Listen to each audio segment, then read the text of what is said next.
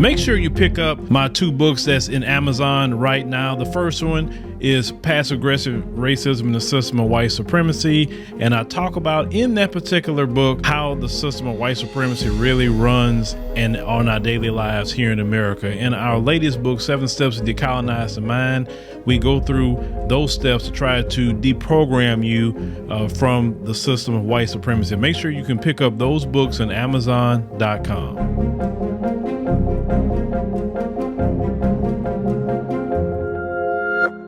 So former Congresswoman Tulsi Gabbard out of Hawaii, she has made a video announcing that she was leaving the Democrat Party. Now, you know, she had ran for president in the last presidential election cycle. But I want you to hear the video and listen to the code words, she's using here. And let's go ahead and explore a few things and what she's saying. Let's roll that. I can no longer remain in today's Democratic Party that's under the complete control of an elitist cabal of warmongers who are driven by cowardly wokeness, who divide us by racializing every issue and stoking anti-white racism, who actively work to undermine our God-given freedoms that are enshrined in our Constitution, who are hostile to people of faith and spirituality, who demonize the police but protect criminals at the expense of law-abiding Americans, who believe in open borders, who weaponize the national security state to go after their political opponents, and above all, who are dragging us ever closer to nuclear war. Now, I believe in a government that's of the people, by the people, and for the people. Unfortunately, today's Democratic Party does not. Instead, it stands for a government that is of, by, and for the powerful elite. Now, I'm calling on my fellow common sense, independent-minded Democrats to join me in leaving the Democratic Party. If you can no longer stomach the direction that the so-called woke Democratic Party ideologues are taking our country, then I invite you to join me.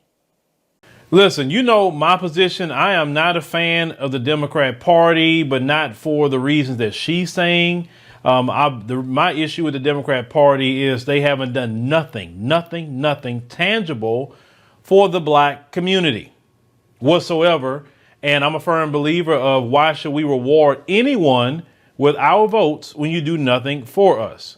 Well, that's kind of where we go with it, at least here. But let's talk about her. Basically, she came out. We already knew she was leaning toward the Republican Party itself. I mean, every time I look up, she was on there with Tucker Carlson. And yes, I watch everybody. I watch right-wing media, left-wing media. I watch international media. It is my job to make sure I know what is going on. That way, when we present commentaries, we can come from that particular position. But she comes out with this announcement video. It's something she didn't have to announce. But let's go into the code words here that she was using. Now, the one I want to point out a little bit more than most, at least in the beginning, is the word woke.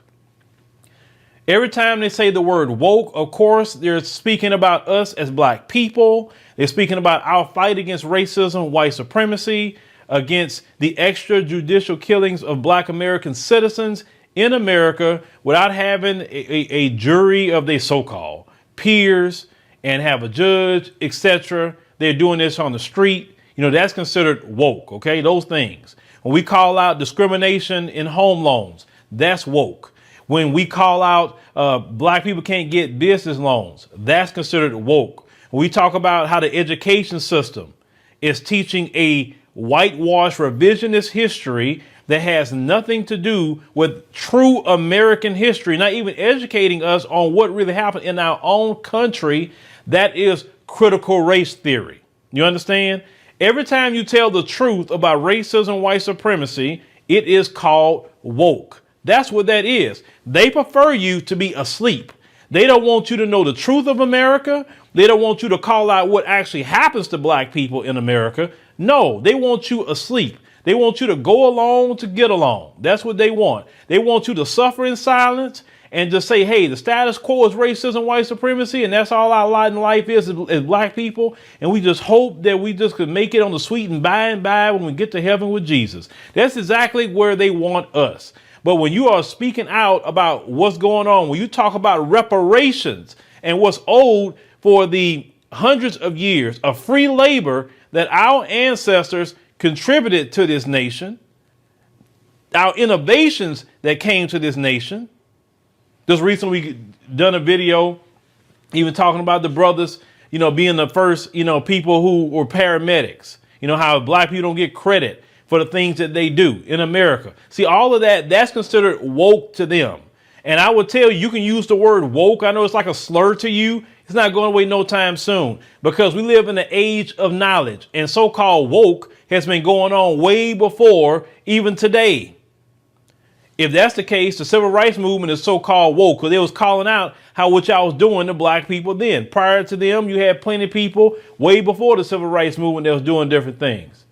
Marcus Garvey, I guess he would be considered woke, because he said, I want to get my people the hell on out of here, away from y'all, because look at what you doing my people.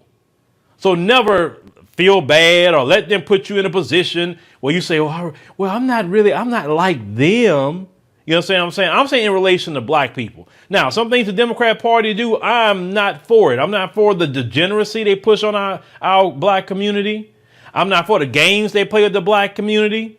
Just recently, they finally came out and just openly said that we do not support reparations at all. And that's good. I am proud of the Democrat Party finally admitting what they've been feeling. And when they admit it, first thing I go to other black people and say, okay, now what? Now what? I'm talking about the ones that's so hardcore with them. They don't want you to have reparations. Do you know a study came out that even the majority of black conservatives agree with black people receiving reparations at the tune of 87%? Black conservatives agree. So black conservatives and so-called black liberals agree that black people deserve reparations. Look at the wage gap that we have. That came due to slavery. Not because we were lazy and didn't want to work, because every time black people built something up for themselves, built towns, not our neighborhood, whole towns for themselves, here come the white supremacists destroying, undermining, etc. So yes, black people have millions and millions of acres of land. That would be considered woke to tell you that, and have you actually go do the research and look at the millions of acres of land that was stolen from black people through eminent domain, through these different tax laws they came up with, through the burning of courthouses where black people's, certificates for the land was at, strategically burning things down so black people can have their land taken from them through auctions. That's considered woke for you to know all that information. No one is going back to sleep. That's not happening, Tulsi, or anybody else that's using that term woke. Now, let's get to the second part that I want to home in on. She said that she's leaving the Democrat Party because, they promote anti-white racism. Just to even hear someone say that is very comical to me. It makes me want to laugh, actually. What is actual anti-white racism? What is that? What is it? We know what anti-white is, but you attach the racism part. What other group of people other than white people in this country have complete power over the resources, all the areas of activity that Neely Fuller had taught us? What other group of people have control of it? For sure, black people don't have control of it. I know other non-white people don't have control of it either. This is why you have a raccoon culture in all groups, because they're trying to raccoon to get closer with y'all to get those resources. And of course, the more they cut our throats, these other non-white groups who aren't black, the more they cut our throats to get closer to the white supremacists, that's even better for them because they control the resources. So there's no white person I met in America has ever told me that I could not get a home loan because the color of my skin. I knew that I was fired from that job because of the color of my skin. I know that police was messing with me. That police let all these black people go, and he only pulled over me. Why he pulled me over and he didn't pull them over? Oh, I seen black people, they just mouthed off to the cop. But the moment I just say, hey, well, what did I do wrong? I had about 10 cops and they all kicking my butt now. I haven't seen a white version of Ahmaud Arbery. Where's that at? I'd like to see it. Please show me That happening to any white person. White people in America is the most freest people in the country. They have white women that were running in a black neighborhood with a dog at 2 a.m. Y'all seen them do it. 2 a.m. Why would they do that? Because they feel free. They so free, black criminals afraid to do anything to them. Black criminals know they're protected. They'll get 100 years in jail touching one of them. So that's why they'll commit crimes against their own, because, yeah, they'll lock them up for going against black people, but they better not touch nobody else. And no, I'm not advocating nobody have crimes committed against them. That's not what I'm advocating. I'm just saying even criminals know there's a penalty of putting hands on them. So what so-called racism? Racism is about power. That's it. The only group of people that can deny anybody something based on race, we know who that is. We don't have to really repeat that. This is why you have the term white supremacy.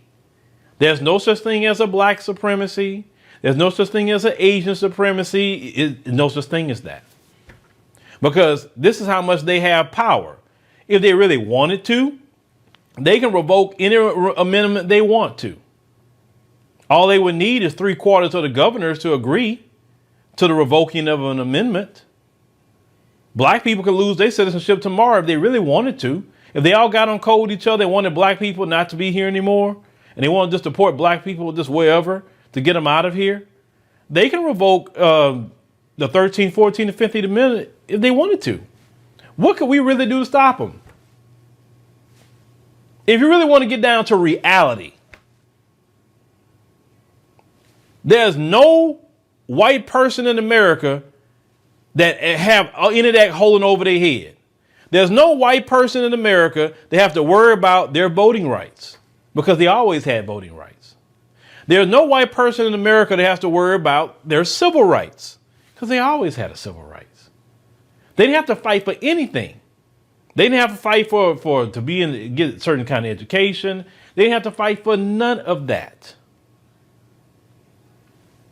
So, Tulsi, could you really explain to me in detail what is anti-white racism? Because what I know by studying white supremacists, anti-white racism is calling out the evil and the wrongdoing of white supremacists. That's anti-white racism.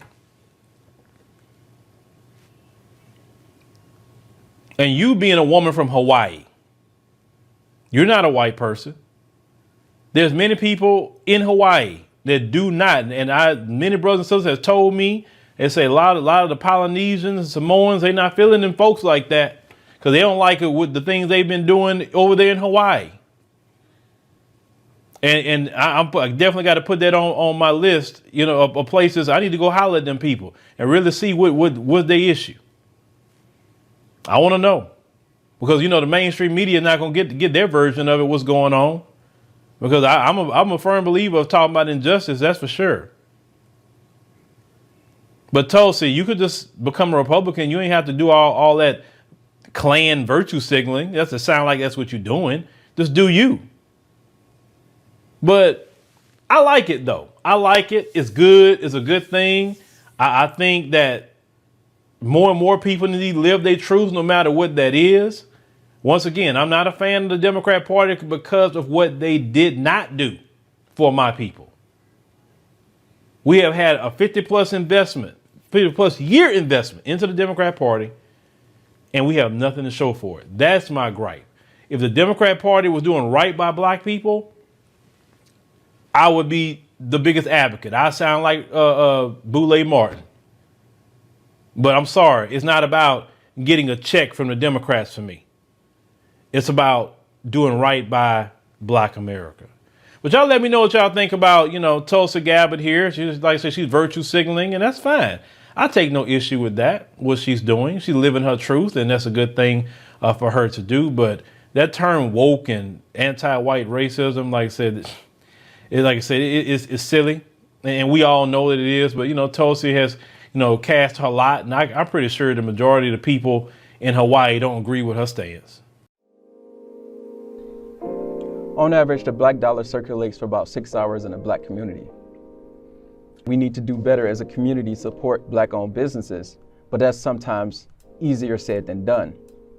Before we can support Black-owned businesses, we need a readily available economic search engine to be able to find those Black businesses to support in our communities. The Essential Black Business app is the answer to that question. The EBA is always on the community side, meeting the community's needs with easy access.